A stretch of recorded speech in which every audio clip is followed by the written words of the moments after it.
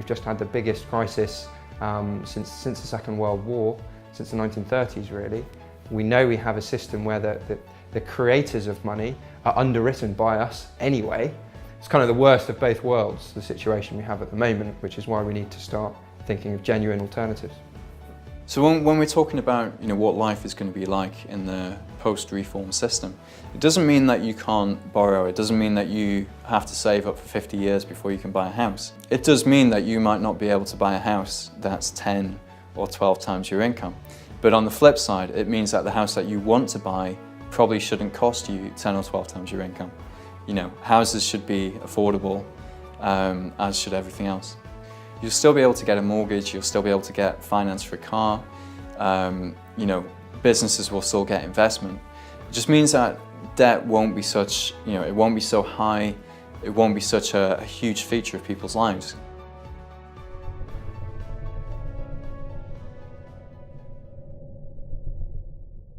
Person-to-person banking has been around for a while. It's essentially the eBay of banking, so it allows borrowers and lenders to be put together in a marketplace. Default rates at the largest peer-to-peer lender, Super, are 0.7%. Risk is minimised by pooling funds so that each investor's contribution to a specific loan remains minimal.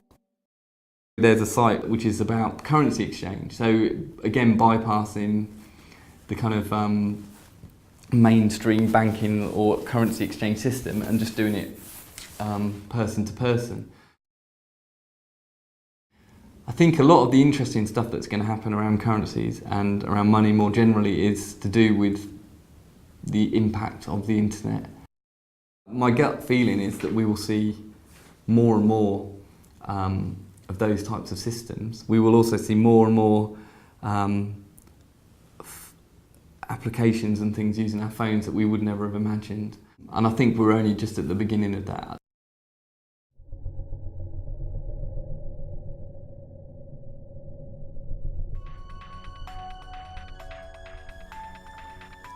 The issue of monetary reform has historically been a very sensitive issue because of the incredible power, wealth and privileges it bestows. In an age where analytic thought and a scientific approach are held in such high esteem, there is no justifiable argument for keeping the mechanics and implications of the monetary process such a taboo subject. As democratic citizens, we have the right to demand a monetary system which is both stable and beneficial to society. The banking lobby is very powerful. I suspect that they won't be in favour of these kinds of models, although ultimately one could argue that it's a much more stable footing for banks.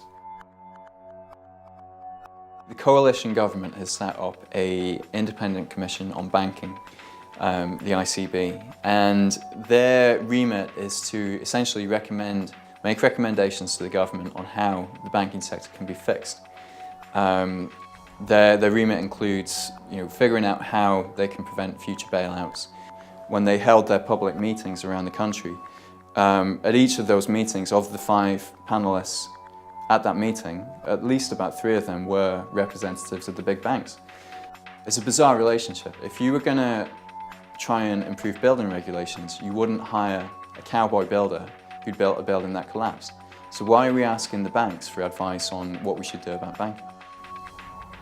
The Independent Commission on Banking recommended 2 major reforms. The first was the implementation of greater capital and loss-absorbing capacity. This in effect is complementary to Basel III and will not differentiate the UK banking system from the rest of Europe. The second recommendation was the ring-fencing of retail banks.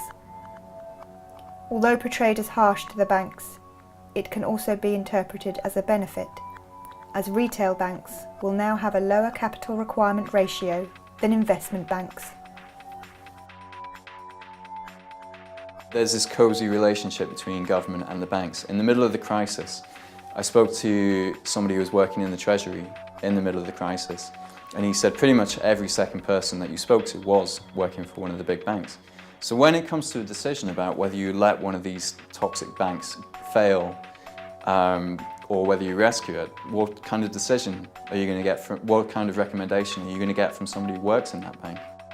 I've got a whole string of letters and cards from various politicians over the years.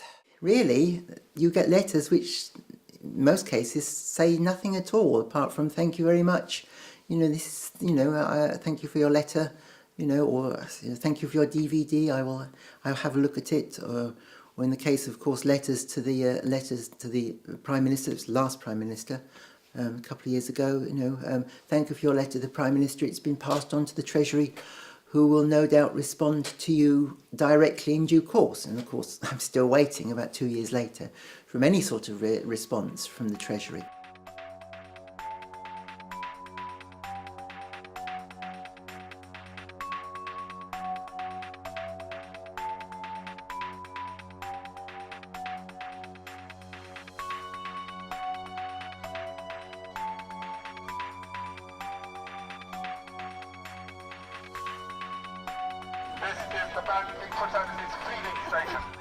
Banks' balance sheets are now 4 times GDP at £6 trillion. They are holding the public hostage. Their wealth has become so great through gaming the financial system that we are at a tipping point whereby a single bank could now take down the entire economy.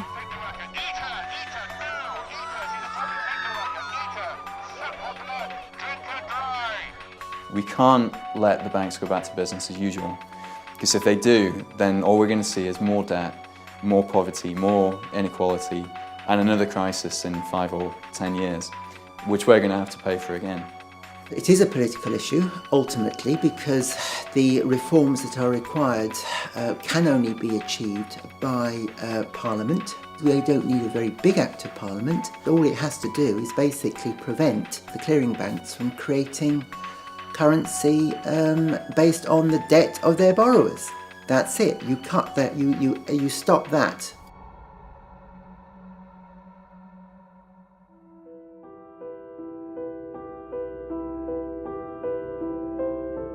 This is George.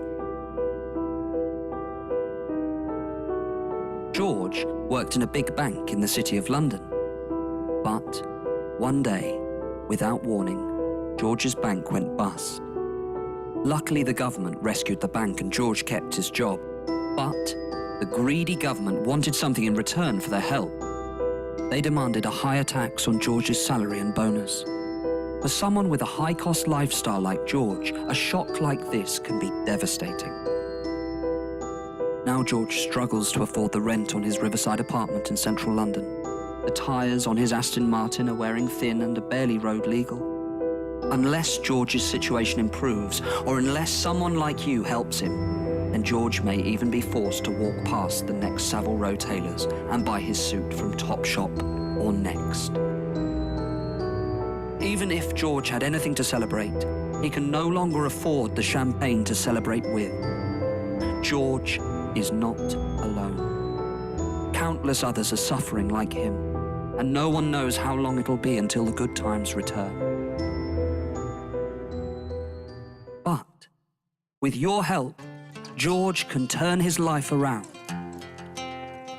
A simple monthly donation from you can bring a bit of sunshine back to George's life. Just £395 will help him celebrate minor achievements with a magnum of Cristal champagne. As little as £900 will help George buy a new set of tyres for his Aston Martin. £2,000 can help George recover his self-esteem with a suit from a prestigious Savile Row tailor. But even a small amount will help. Just £200 will buy a meal for George and his girlfriend Experience. Just £200 extra will buy the drinks. By adopting a banker, you won't just be supporting someone like George in a time of need. You'll also be supporting the trendy wine bars of the City of London, the luxury car makers of Italy, and the tailors of Savile Row. You'll be doing your patriotic duty to support Britain's greatest industry in its time of need.